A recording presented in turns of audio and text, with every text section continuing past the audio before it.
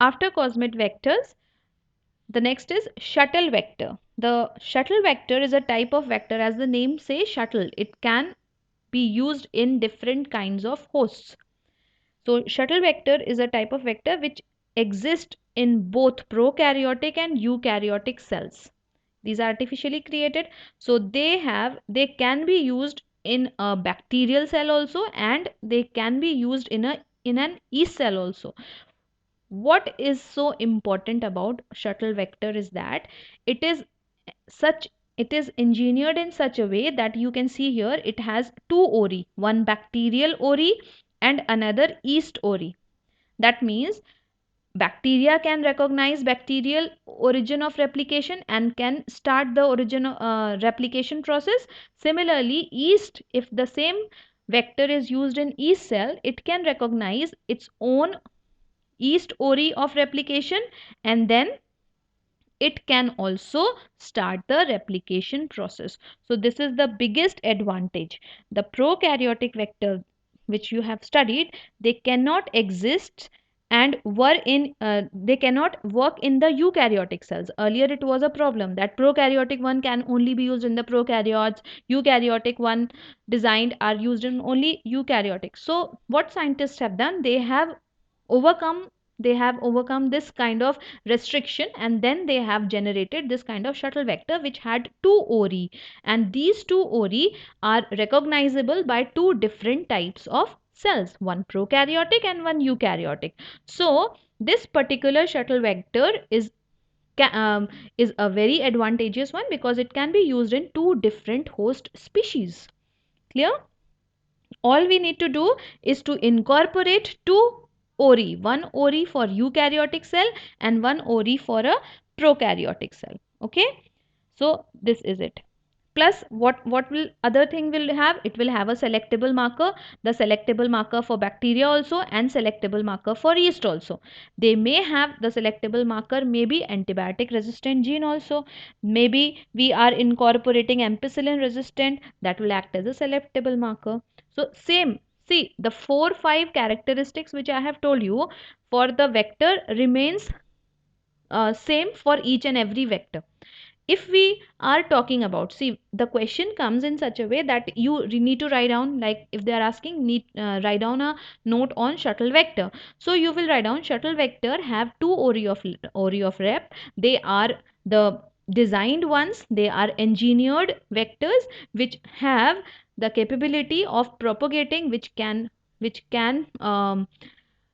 be used, which can be grown, which can be utilized to genetically engineer things in a eukaryotic cell also and the prokaryotic cell also. All they have to have is are two ori of replications, plus the other four things remains constant for all type of vectors. You will write down they will have a selectable marker, they should be small in size, and it should have all the requirements. There should be a selectable marker, antibiotic resistant. These two factors are very much important, and you can incorporate these points in each and every vector. So I am not telling you the common things again and again. I am telling you only the important differences between the different types of vectors. Okay, moving forward. The next type of vector is the expression vector. Now, what is expression? Expression means to express something. So, what we have done here, expression of what will be done in a gene. Of course, the expression of gene occurs in the production of the protein.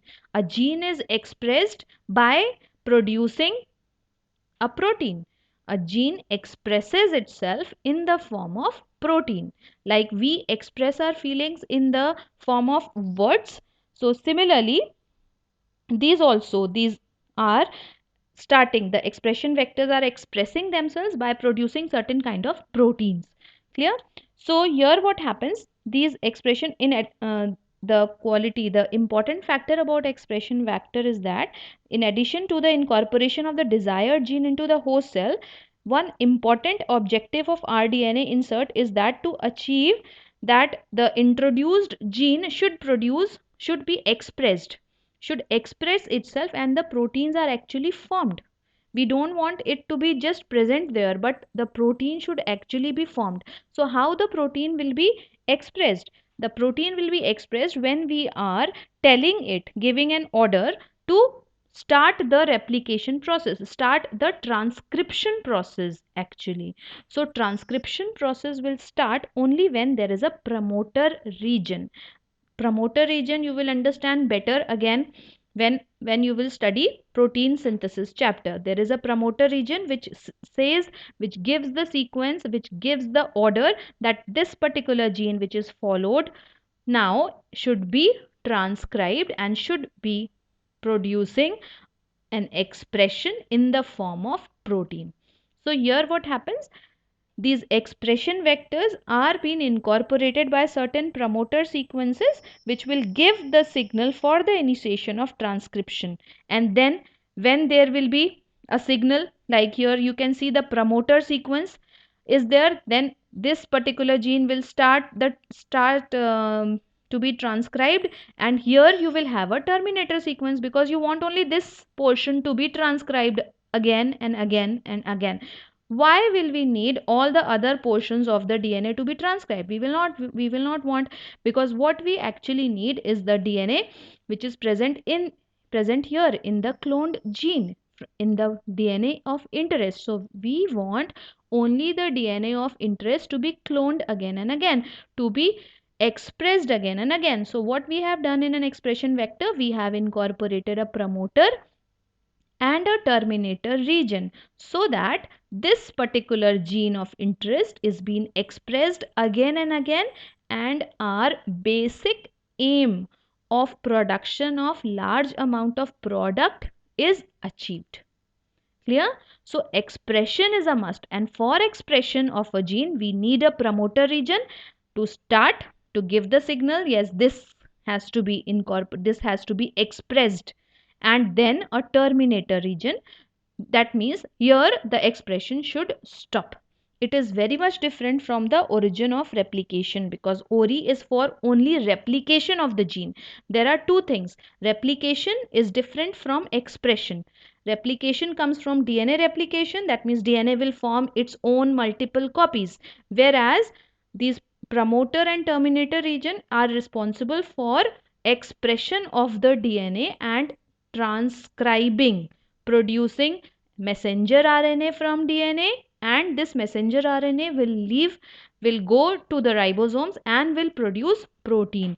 So there are two different things. Don't get confused between ORI and promoter. ORI is the ORI for starting of the replication, whereas promoter is an ORI in inverted commas. Do not use that word, but I am just using ORI again here to explain it to you. Is a promoter region is again an origin of transcription actually. So transcription should start from promoter, after the promoter, and should end before the terminator sequence. So such kind of vector, artificially designed vectors, are called as expression vectors.